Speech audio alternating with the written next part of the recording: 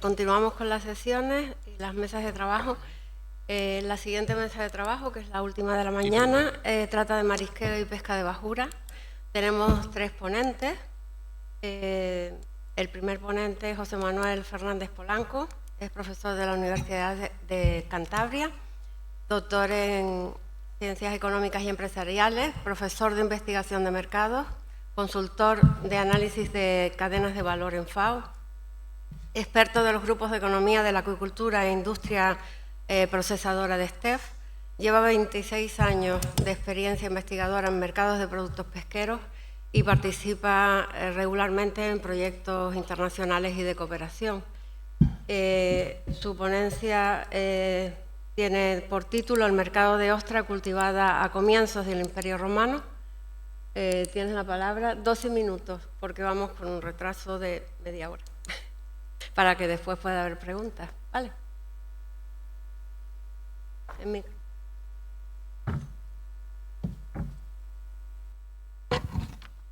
Buenos días, o tardes ya.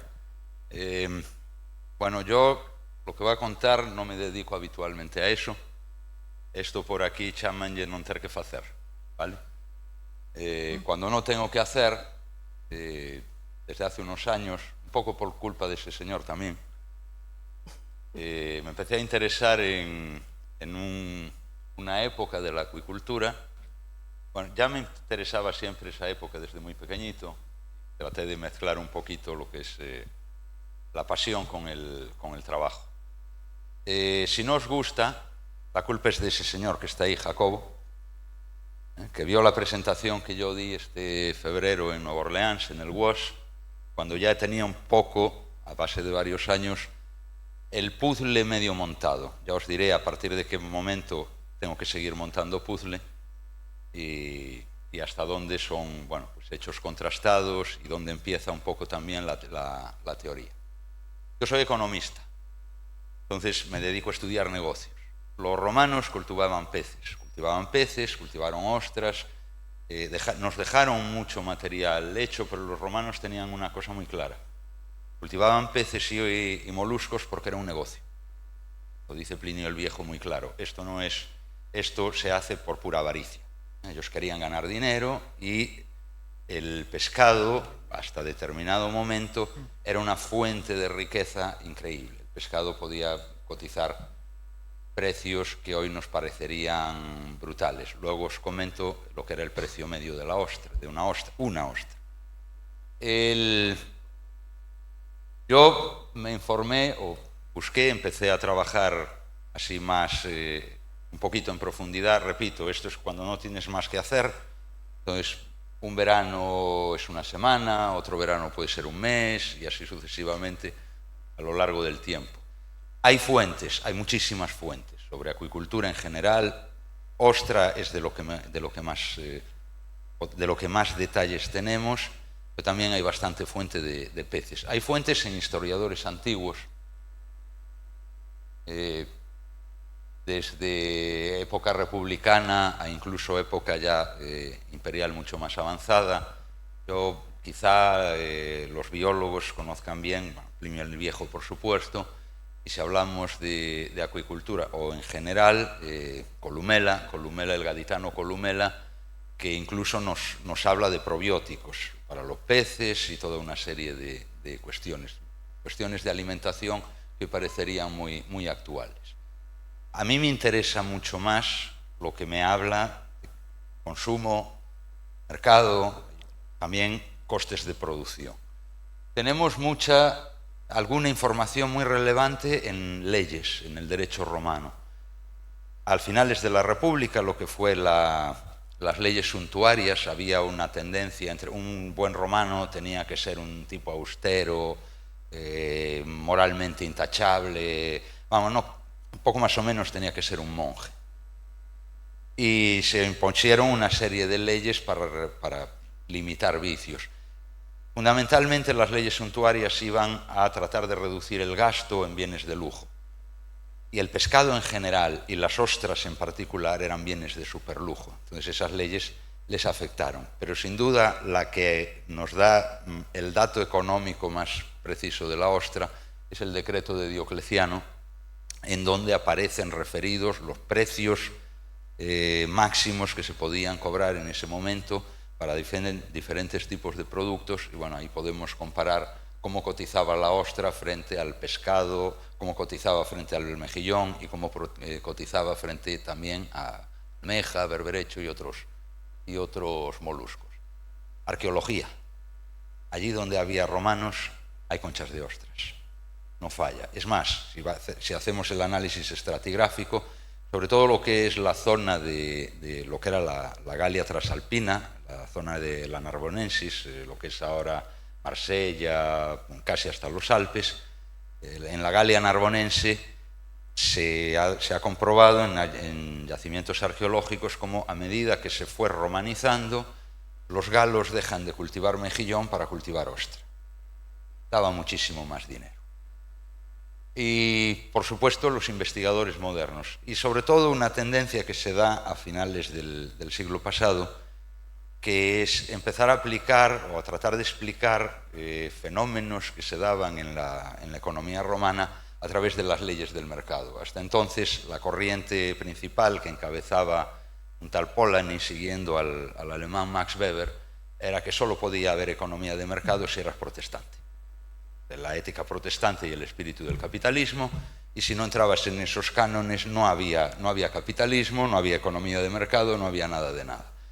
Hoy sabemos que los romanos eran muy capitalistas. No lo habían inventado todavía, pero eran tremendamente capitalistas. Tenían una economía de mercado muy desarrollada, incluso en lo que eran mercancías reguladas, como el trigo. El emperador Claudio abrió el comercio del trigo a la iniciativa privada, cuando vio que el control del Estado no llegaba más allá. Bueno, vamos a entrar en materia. Todo empieza con un señor llamado Cayo Sergio Orata, familia importante, descendiente de cónsules. Él no quiso meterse a la política, quiso dedicarse exclusivamente a hacer negocios. Era un inmobiliario. Su negocio era vender villas lujosas en la zona de Baiae. Baiae es donde iban a veranear. Era pues el Saint-Tropez o el Monte Carlo o la Marbella de la época. Iban a veranear los personajes más ricos de Roma y él les vendía villas. En algún momento descubre que la ostra puede darle más dinero que las villas. En lugar de montar villas, empieza a montar parques de ostras. Según Plinio, lo hace por avaricia. Fue un tipo muy brillante en cuanto a negociante, fue un negociante muy brillante. Él tenía muy claro cuál era su producto, quiénes eran sus clientes y se esforzó, quizá estamos ante la primera denominación de origen de la historia, se esforzó en hacerle ver a toda esa alta sociedad con la que él estaba conectado por la familia de la que procedía, hacerles ver la ostra como un sinónimo de distinción, de superlujo, y dentro de eso, o sea, fomentar el deseo de la ostra, y dentro de eso ensalzar sus ostras, las ostras del lago Licrino. El lago Licrino, que está, ahí lo tenéis remarcado, está en la zona, en Campania, casi llegando a Nápoles, en la zona donde os sonará Pompeya, Herculano. Bueno, Pompeya era Pompeya hoy se vende mucho como un signo de lujo y demás. Quiero que sepáis que en Pompeya las aceras están así porque no tenían alcantarilla, ¿vale? La Pompeya no era nada. Baiae era el sitio importante. Baiae era el sitio donde se gastaban todas las noches millones y millones de sestercios. Me dicen que 5 minutos, pues va a ser que no, porque estoy empezando. Bueno, tú tienes que avisarme, yo haré lo que pueda, ¿vale?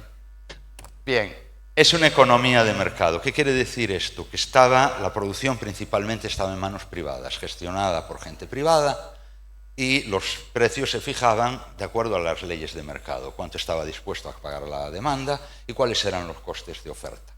Solo hacia mediados del imperio hubo alguna producción imperial para abastecer el palacio y las fiestas del imperio, pero era muy pequeña comparada con lo que se hacía de manera privada. La demanda, yo tengo que estudiar la demanda. Bueno, la demanda de ostra entonces tenía los mismos factores o la condicionaban los mismos factores que hoy. el precio. Eso que tenéis ahí es un denario de plata, es una monedita de 3 gramos. Es el precio de referencia para una ostra. Quiero que os hagáis una idea. Un denario era el precio de un ciudadano libre, el valor del trabajo de un ciudadano libre por día. Es decir, si yo cobraba el salario mínimo, podía escoger comerme una ostra o sobrevivir todo un día. Para que veáis el precio como era. ¿Qué hicieron las leyes suntuarias? Bajar esos precios. ¿Qué ocurrió? Lo dice Macrobio burlándose de todos los legisladores. Resulta que para no excederse en el gasto, se bajaron los precios y se disparó la demanda. Al dispararse la demanda, empezamos en lo que fue la época dorada del comercio de ostra. Elasticidad renta. Es un producto para ricos. Si la economía crece, hay más ricos. Si hay crecimiento económico, entonces mucha más gente consume ostras. Y recuerdo que estaban en todos los banquetes que se quisiesen preciar. Si no había ostras, aquello no era un banquete. Y una elasticidad cruzada. ¿Qué es esto de la elasticidad cruzada? Competencia. Que exista competencia. La ostra no desplazaba ni era desplazada por ningún otro molusco. La ostra tenía un estatus muy especial. Pero sí había distintos tipos de ostra. Había ostra salvaje, había ostra de cultivo, había ostra que llegaba viva a Roma desde los últimos rincones del imperio. Y hay comentarios en los que dicen, son mejores estas, son mejores las otras. Si son mejores, tienen un precio más alto. Por el lado de diferenciación de producto, dos cuestiones, dos técnicas productivas. El poste con cuerda o los bancos de ostra en suelo, generalmente suelo de cerámica. Ostras para hacer salsas y condimentos y ostras para comer directamente de la concha. Por supuesto, las de concha, las más valoradas y las más cotizadas. Sí. Un denario es el precio de referencia. Pero el denario había ostras que estaban muy por encima de ese denario. Y las licrinas del señor Orata eran algunas de ellas. Hay un tema muy curioso en este señor Orata, y es un debate que viene desde tiempos muy antiguos. Plinio nos cuenta que este señor tiene una grandísima invención, que son unas piscinas colgantes a las que le mete calor por debajo. Primero se pensó que eran para las villas humanas, para uso humano. No ha aparecido una cosa semejante en ninguna villa romana. Recientemente ya se habló, ¿no? Esto era para peces. Calentar el agua para peces, para ostras. Calentar el agua de las ostras, ¿para qué? ¿Para que crezcan más deprisa? Cuando yo pregunté esto en Nueva Orleans, todo el mundo empezó a decir, los que cultivaban ostras empezaron a decir una palabra, spawning, desovado, para fomentar la reproducción. Los romanos no tenían filtros para poder coger los huevos, pero es que esto es Ostrea eduli. El Ostrea eduli retiene el huevo en la concha y no la suelta hasta que es larva. Y la larva, cuando sale, lo primero que hace es fijarse a algo. Si es una ánfora rota, mejor, porque les encanta la cerámica. Entonces se habló, hay un artículo de un canadiense que habla de para que crezcan más. Pero en este caso concreto, si eso suponía una ventaja, porque a esto hay que meterle dinero. Hay que construir los ponds, hay que consumir madera para quemarla, porque ellos no tenían fuel, o sea, iba a golpe de madera. Eso era muy caro, tenía que ser una ventaja competitiva muy, muy importante. Y debía de ser un secreto. Aunque no era un secreto el ciclo de la ostra, porque Plinio lo describe. Es curioso, lo describe para ostras que producen perla. Ellos sabían dónde estaba el dinero, dónde realmente estaba el dinero, ¿no? En las perlas. Costes, me centro en los tres más importantes. Trabajo, cuando hablamos, trabajo en Roma, esclavos. Bueno, los esclavos aquí eran los jefes, como en la mayoría de las producciones agrarias.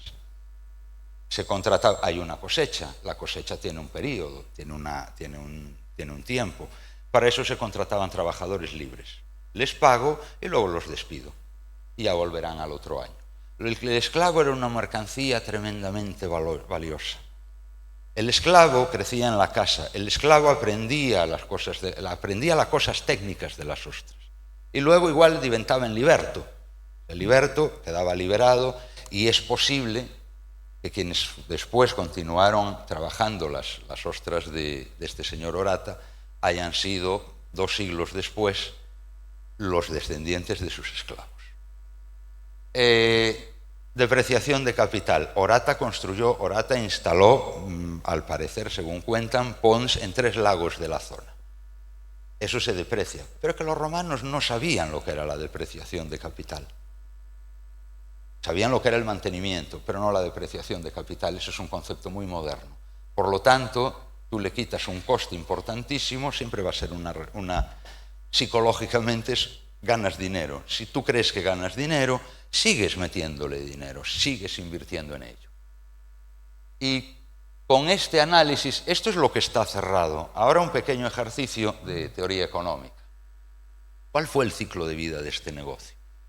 Pues sabemos lo que ha ido pasando. Conocemos los costes, conocemos más o menos la evolución de los costes y conocemos también la evolución de la demanda y conocemos muy bien la evolución de la economía. Orata empieza su negocio después de las guerras mársicas o guerras sociales, que también se les llamó, y después de la conquista de Grecia, la destrucción del Imperio Macedonio. Es un momento en el que hay muchísimo dinero. La economía romana crece. Y llegan las leyes suntuarias. Tengo muchísimo dinero, no me lo puedo gastar porque no me dejan, pero me bajan los precios de las cosas caras. Por lo tanto, gasto más. Yo no podía gastar más de X estercios o denarios en un festival o en un banquete, pero entonces lo que hago es tener un banquete con más frecuencia. Es un momento en el que el consumo, las ventas empiezan a crecer, los beneficios también. Hay un momento crítico, a finales de la República, las guerras civiles. Pero estas guerras civiles tuvieron un detalle curioso. Murieron muchos ricos. Siempre que hablamos de turbulencia política en Roma, es que mueren muchos ricos. Pero fueron rápidamente reemplazados por gente que encima se hizo mucho más rica. Por lo tanto, la fase de introducción, las guerras civiles, no podemos decir que a medio plazo le hayan afectado mucho. Luego vienen Tiberio y Calígula, y aunque fueron muy crueles, también fueron momentos de mucho crecimiento económico.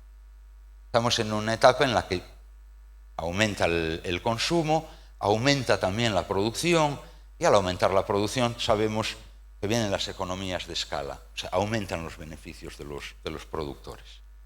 Llegamos a Claudio, y este es el que mete la pata. ¿Cómo mete la pata? Conquistando Britania. Y llegaban a Roma desde el Canal de la Mancha, desde el otro lado del Canal de la Mancha, las ostras vivas. Llegaban vivas. Tenían un sistema de cultivo, de transporte, que no voy a entrar más porque ya se acabó. Voy a seguir abusando un minuto más. Yo llevo aquí desde que esto empezó. Creo que algún privilegio me puedo coger. Hacía mucho que no venía. Muchas gracias por seguir invitándome a pesar de los años que les he dicho. Este año no puedo ir, este año no puedo ir, este año no puedo ir. Para el 25 no me lo podía perder. Entonces tengo que recuperar un poquito lo que no he hecho aquí. Claudio, y con la tecnología que usaban para transportar ostra, que era increíble para el tiempo que tenían, con Claudio empezaron a llegar ostras de Inglaterra de altísima calidad a precios muy bajos, porque era ostra salvaje. Y eso comienza la turbulencia, llama turbulencia. Después se quema Roma. Nerón necesita dinero. ¿Qué hace Nerón para saciar dinero? Asesinar millonarios. Asesinar gente rica y quedarse con su dinero. Estoy pasando de estos muchos señores que comen ostras a solo un señor que tiene el dinero con el que se podían pagar las ostras. Y luego viene la guerra civil, el año de los 4 emperadores, en que la economía de Roma queda completamente devastada. Vespasiano se impone al final de esos 4 emperadores, es el 4º emperador. Restaura la economía, era hijo de banquero, sabía lo que hacía, restaura la economía y vienen los buenos tiempos, otra vez. Pero aquí ya hay un problema que a muchos aquí les va a sonar. la ostra no crece, no completa el ciclo en el lago Licrino. Hay que traer lo que ahora llaman el Nasán, desde Brindisi, desde el Adriático, para engordarlo en el Licrino. Habría dos explicaciones, yo miro para Alejandro. Patológica, una bonamia, pudiera ser, eso nadie lo va a saber. Algún problema ambiental, vamos 200 años explotando el mismo lago de una manera intensiva. Puede que se hayan juntado las dos. El caso es que ya no producían semilla, ya no encontraban la semilla en el sitio, ya es una señal también importante de declive. Y la última es ese monte que tenéis ahí, que le dio por estallar en el 79, y el lago Licrino está debajo. No queda nada. O sea, no tenemos ni siquiera una evidencia arqueológica para poder determinar finalmente Orata producía semilla o no la producía. No lo podremos saber nunca. Y finalizo. ¿Qué pasó después? Pues después pasó mucho tiempo hasta que volvió a haber ostra, pero ya nunca más en fondo. Puede que a lo mejor hubiese algo en fondo. Lo que se hizo popular, y esto se puede ver en el Museo del Vidrio en Roma, tienen este vidrio, eso sería como uno de esos platos, recuerdo de Ogrove, ¿no? Entonces le pones la toja, le pones una batea, le pones esto, pues es lo mismo. ¿Y qué hablaban de Puétoli, donde estaba el lago Licrino? Uno de los lugares que había que visitar, un turista de la época, eran las ostrerías. ¿Y cómo eran? Ya estamos en el sistema de poste y cuerda, otra vez ya no es la misma calidad. Bueno, discúlpame, pero yo estas cosas las hago con frecuencia. ¿Vale? Muchas gracias.